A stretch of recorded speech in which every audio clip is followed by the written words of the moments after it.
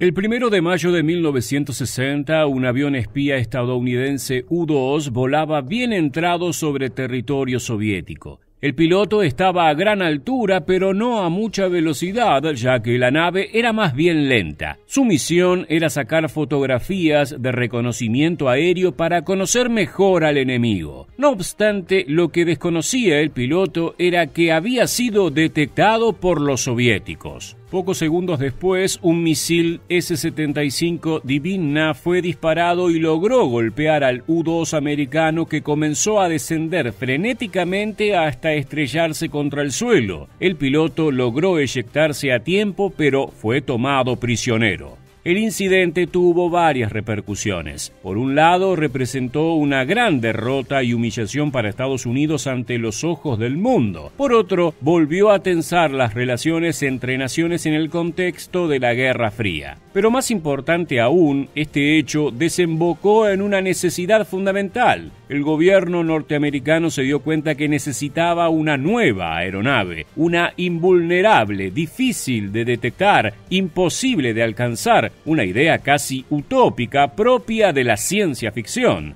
Sin embargo, menos de 6 años después, la Fuerza Aérea de Estados Unidos presentó al SR-71 Blackbird. Pero ¿cómo fue el desarrollo y cuáles eran las características de esta nave? ¿Era realmente invulnerable? Ponte cómodo en tu cabina para conocer todo sobre el avión espía que se convirtió en la aeronave más rápida de todos los tiempos. ¿Estás listo? Comenzamos en 3, 2, 1. ¡Prepárate para volar! A finales de los 50, la tensión de la Guerra Fría iba en un franco ascenso. En agosto de 1957, la Unión Soviética lanzó exitosamente el primer misil balístico intercontinental y 2 meses después el satélite Sputnik 1. Estos avances tecnológicos fueron de temer para los norteamericanos, que se veían perdiendo la carrera lunar y la armamentística contra su enemigo. Como consecuencia, a finales de ese año, la CIA contrató a Lockheed para que construya un avión espía indetectable. El proyecto, dirigido por Kelly Johnson, fue denominado Arcángel y comenzó al año siguiente. El primer diseño aprobado se llamó A-12. El derribo del U-2 en 1960 solo evidenció aún más la importancia del proyecto Arcángel y llevó al presidente Eisenhower a prohibir vuelos sobre territorio soviético, al menos hasta no tener una aeronave que no pudiese ser derribada. El A-12 siguió en desarrollo entrado los 60, pero paralelamente Lockheed empezó otro proyecto, el RS-71, que luego sería rebautizado SR-71. En 1964 se hizo un prototipo que tendría su primer vuelo sobre el final de ese año. Era claro que de todos los diseños de la empresa, ese era el mejor. Tenía una cabina para 2 pilotos y mayor capacidad de combustible, mientras se preveía que sería más rápido que el A-12. Este último finalmente fue cancelado en 1966 por su alto costo y principalmente por la superioridad del SR-71. Finalmente, en ese mismo año fue introducido el Blackbird, un avión de reconocimiento de línea supersónica, increíblemente resistente y con un diseño moderno y particular que lo hacía parecer salido de una película de ciencia ficción. El mismo estaba hecho en un 92% de titanio, un material que escaseaba en Estados Unidos por esos años. Irónicamente, Lockheed finalmente consiguió la cantidad necesaria comprándoselo nada menos que a la Unión Soviética indirectamente a través de empresas y países tercermundistas intermediarios. Sin embargo, lo más increíble del SR-71 era su velocidad máxima de Mach 3.3, es decir, más de 3 veces la velocidad del sonido. Además, podía mantener esos registros durante horas y a una altura de casi 26.000 metros. Esta novedosa aeronave fue bautizada Blackbird por su pintura azul oscura, casi negra, que lo hacía perderse en el cielo nocturno. Al mismo tiempo estaba diseñado para minimizar su sección transversal de radar, una primera aproximación a la tecnología furtiva. Llevaba otras contramedidas de radar para evadir intercepciones, algo que, sumado a su increíble velocidad y gran altitud de vuelo, lo hacía prácticamente invulnerable ante ataques enemigos. Así lo demostrarían pronto. El SR-71 junto con los A-12 ya producidos tuvieron una activa participación en la guerra de Vietnam. Allí más de 800 misiles superficie-aire intentaron derribarlo sin lograr acertarle ni a uno, menos derribarlo. Su pintura y diseño lo hacía casi imposible de detectar, su velocidad inalcanzable y su altitud de vuelo representaba una verdadera pesadilla para los misiles de tierra. Finalmente, Estados Unidos tenía el avión espía que tanto había deseado. Sin embargo, este no fue usado para volar sobre territorio soviético ni una vez, al menos no oficialmente. Esto se debió a que el riesgo político que tendría otra aeronave derribada por el enemigo en una misión de espionaje era demasiado alto, a pesar de que las chances de que ocurra eran realmente bajas. Simultáneamente, que una de estas naves caiga en manos soviéticas era un verdadero peligro, ya que estos podrían intentar descifrar su tecnología y diseño para crear su propio avión espía invulnerable. Por estas razones, en vez de volar sobre cielo soviético, los SR-71 se limitaron a hacer misiones al borde de la frontera enemiga, utilizando cámaras de largo alcance para conseguir imágenes de las regiones cercanas.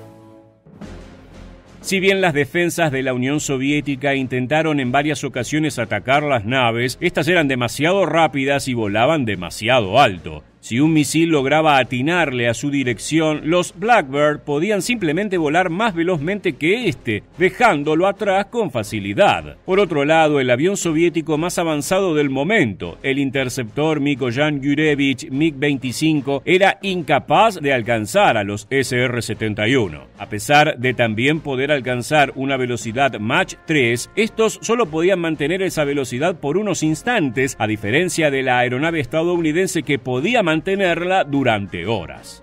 Los Blackbirds se mantuvieron intocables durante toda la década del 70. Sin embargo, en los 80, los MiG-31 ya habían sido introducidos. Estos tenían radares más avanzados y misiles de largo alcance R-33, los cuales podían ser sumamente peligrosos para los SR-71. Asimismo, una nueva generación de misiles de superficie-aire también podían resultar una amenaza fatal. Si bien ni un Blackbird fue derribado en una misión por el enemigo, 12 de las 32 unidades construidas se destruyeron en diversos accidentes, uno de los cuales incluyó la muerte de su piloto.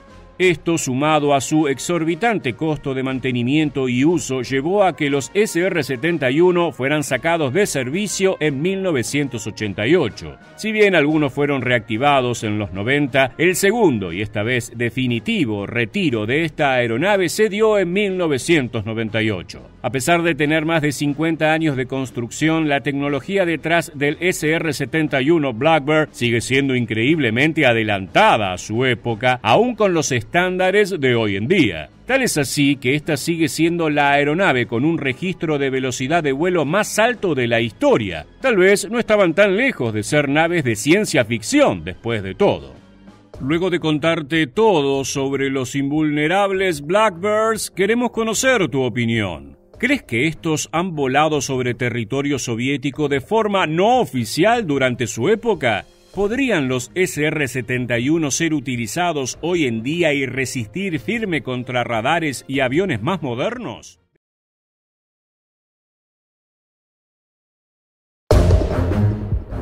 En 1964, en plenos albores de la Guerra Fría, los norteamericanos llevaron adelante uno de sus proyectos más ambiciosos, una tecnología propia del cine de ciencia ficción. Los ingenieros de la Fuerza Aérea Norteamericana soñaban con un bombardero supersónico, capaz de sacar ventaja a los cazas más modernos de su época e incluso a los futuros.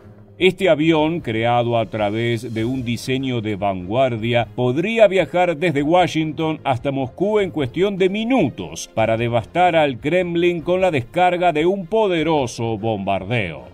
Hablamos del XB-70 Valkyrie, un prototipo de bombardero de penetración profunda creado por el Mando Aéreo Estratégico de la US Air Force. Gracias a un diseño preciso que permitía al XB-70 utilizar las ondas supersónicas que generaban sus 4 motores para acelerar hasta la velocidad de 3.310 km por hora y un techo de vuelo de 21.000 metros de altura, esta nave prometía ser el activo que mantuviera a raya a la Unión Soviética. Pero debido a un cruel giro del destino, los tremendos esfuerzos realizados para que esta futurista aeronave naciera terminaron en una enorme tragedia. Y al día de hoy solo queda un Valkyrie en pie, el cual no es más que una pieza de museo expuesta en Estados Unidos.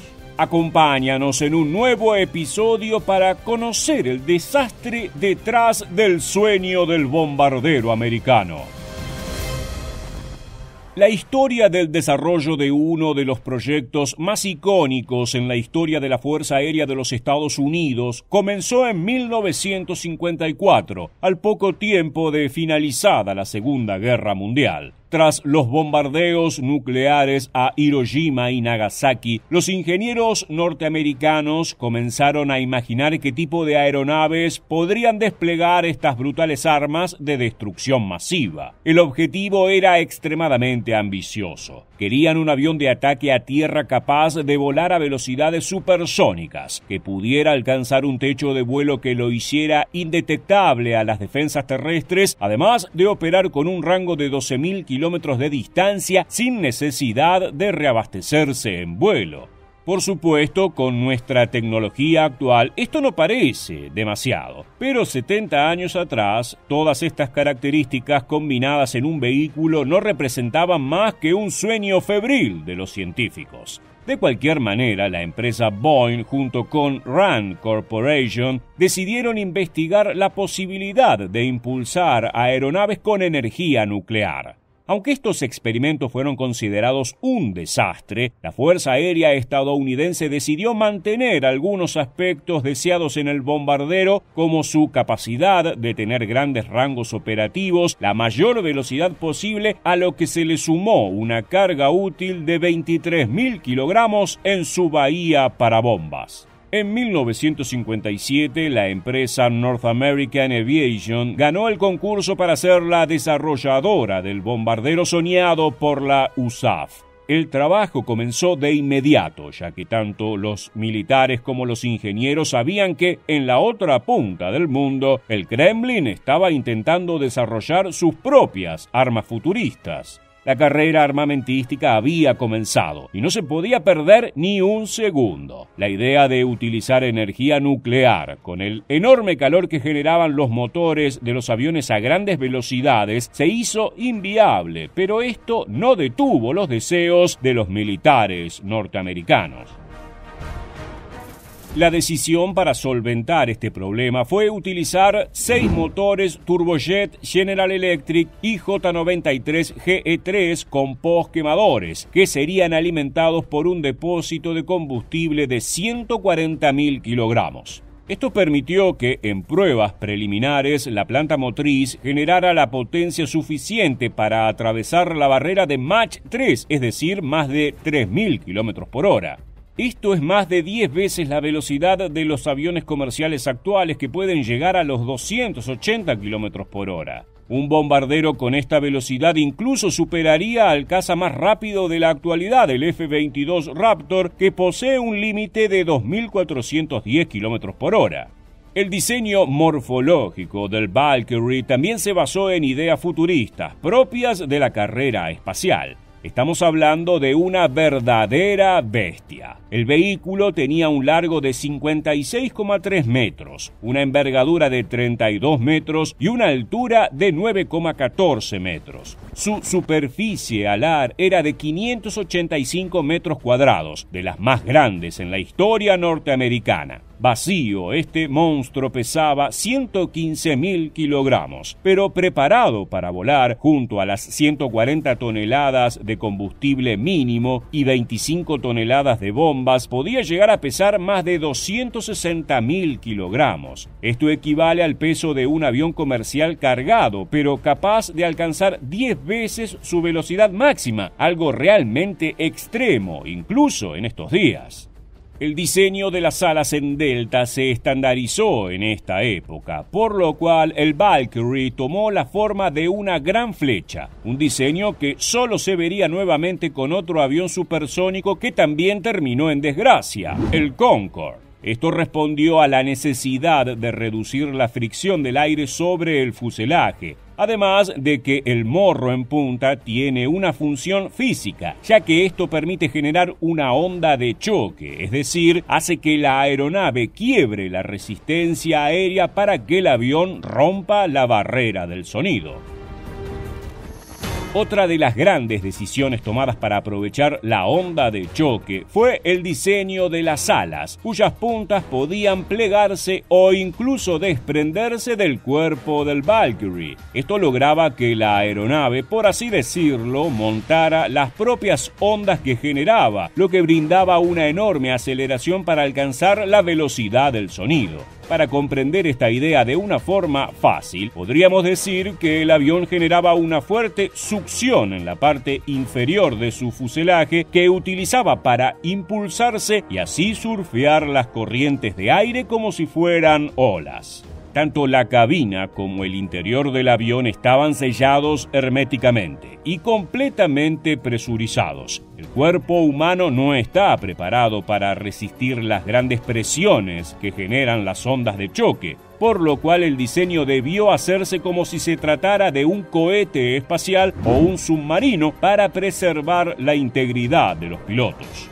En cuanto a su armamento, como mencionamos anteriormente, el Valkyrie utilizaría una bahía de carga inferior para lanzar bombas de caída libre, especialmente de tipo nuclear. Su carga útil máxima jamás quedó del todo clara, pero se estima que los ingenieros lograron superar los 23.000 kilogramos demandados por la Fuerza Aérea. Para 1961 se habían construido 2 prototipos del XB-70, cuyo desarrollo y fabricación habían costado unos $800 millones de la época, equivalentes a $7.300 millones actuales. Pero el sueño del bombardeo americano no duraría mucho más. Ese mismo año, el Congreso norteamericano se vio sacudido por un evento llamado la brecha de misiles o el Missile Gap.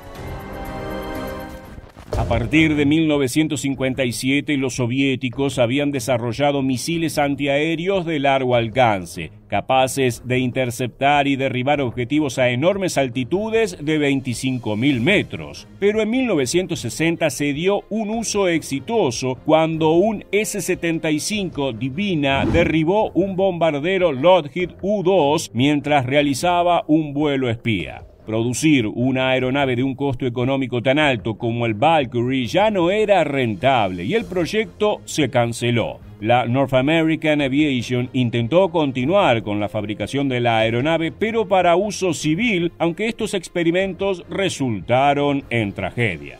El 8 de junio de 1966, el XB-70A número 2 realizó un vuelo junto a una escolta militar con el objetivo de ser retratado para una publicidad de General Electric, los fabricantes de los motores. Uno de los escoltas, un F-104, realizó una maniobra por error y golpeó una de las alas del Valkyrie, que sufrió una enorme pérdida de estabilidad momentánea y terminó estrellándose en los montes de Barstow, California. El piloto del F-104 y el copiloto del XB-70 murieron, mientras que el piloto de este último logró sobrevivir. El sueño del bombardero americano más rápido de la historia se mantiene en un Valkyrie que jamás fue puesto en servicio, pero que representa parte de la historia de la Guerra Fría, expuesto en el Museo de la Fuerza Aérea.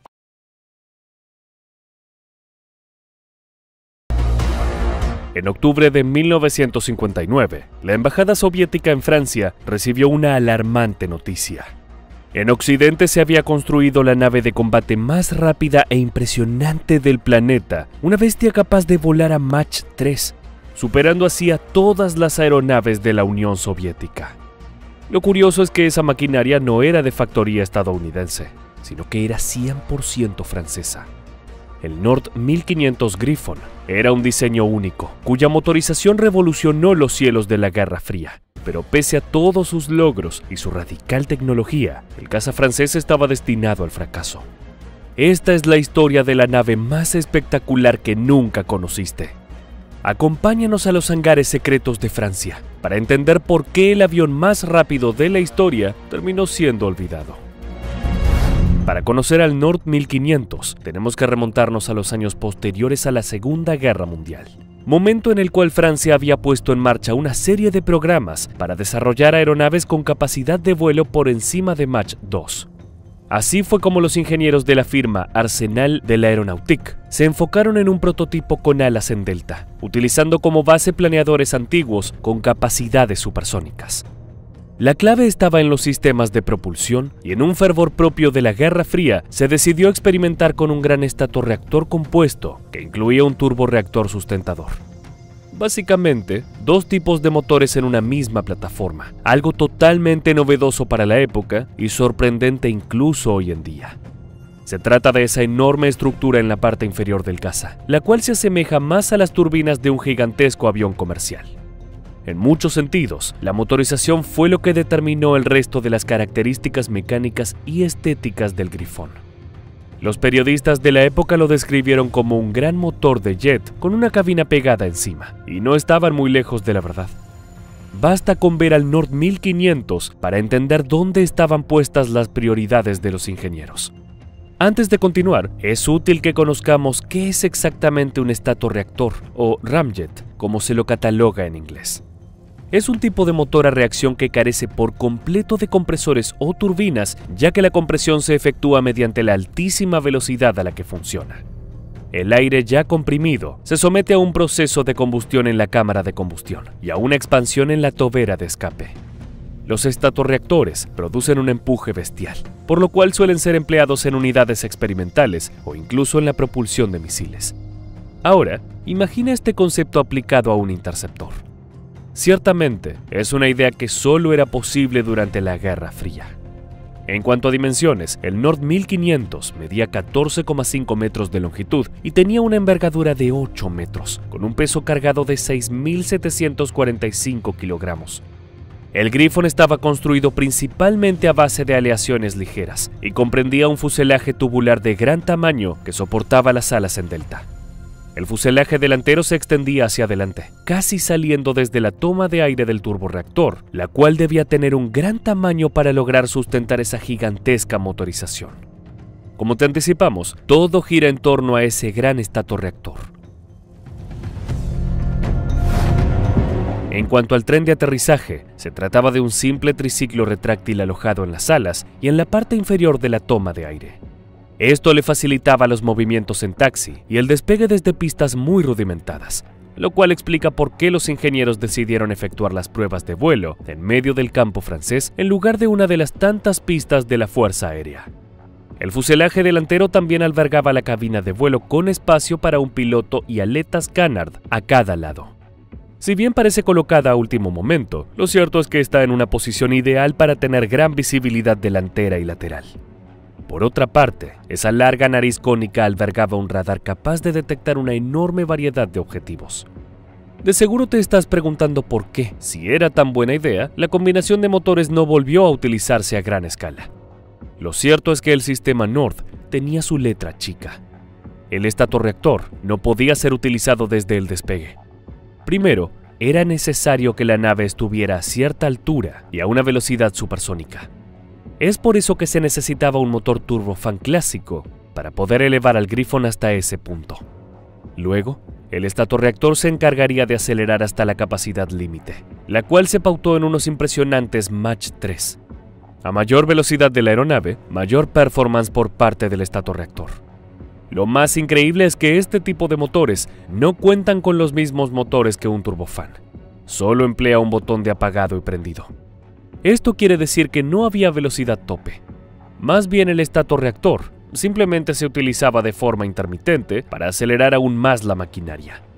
Si a esto le sumamos el diseño de ala en delta, el cual reduce el arrastre y favorece la aceleración, nos da como resultado una máquina increíblemente veloz, ideal para interceptar a los poderosos bombarderos soviéticos. Una vez que el Griffon estuviera a tiro de las naves de la Unión Soviética, utilizará uno de sus tantos misiles aire-aire para volarlos en pedazos.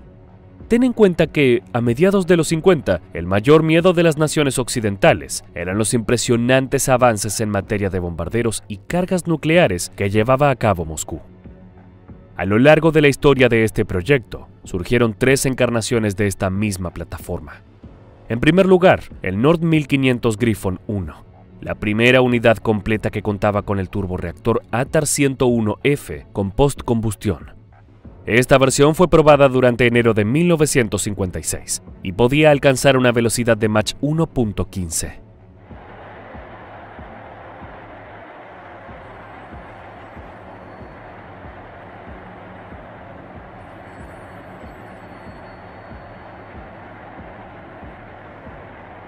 Lo que estás viendo es uno de los tantos ensayos realizados. El público mira con asombro cuando esa motorización doble se enciende y la bestia levanta vuelo. En algún momento de 1956 se agrandó la toma de aire y se mejoró el sistema de propulsión, alcanzando su velocidad tope de Mach 1.3 a una altitud de más de 8.000 metros. No obstante, esto era tan solo el principio. La segunda versión fue conocida simplemente como Griffon 2 y estaba equipada con la motorización definitiva, compuesta por el estatorreactor y el turborreactor en combinación. El problema es que ese sistema era demasiado demandante en cuanto a combustible y requería un ingreso de aire incluso mayor. Esto le permitió superar los récords alcanzados por el Griffon 1. El 5 de octubre de 1959, durante un ensayo de vuelo, el Griffon 2 alcanzó los 2.320 km por hora, lo cual al día de hoy sigue siendo realmente impresionante. Ten en cuenta que la velocidad máxima del F-35 de Estados Unidos es de 2.250 km por hora y fue diseñado con casi 50 años de ventaja. Por último, se propuso el Nord Super Griffon, un proyecto de sobreescalado del Griffon 2, una maquinaria de acero inoxidable que contaría con un estatorreactor de 2 metros de diámetro y canards retráctiles mediante los cuales podría alcanzar una velocidad máxima de Mach 3.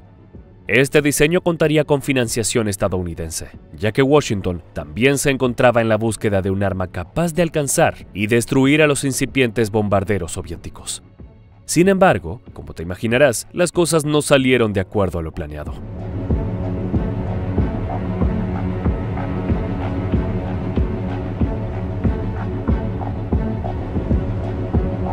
El principal problema del Nord 1500 fue de carácter logístico y monetario.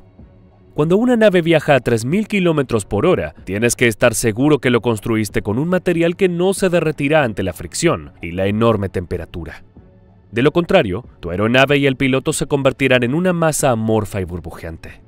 Los materiales capaces de resistir la aceleración del Griffon eran escasos. El titanio era la opción más viable, pero se trataba de un bien escaso y excesivamente caro.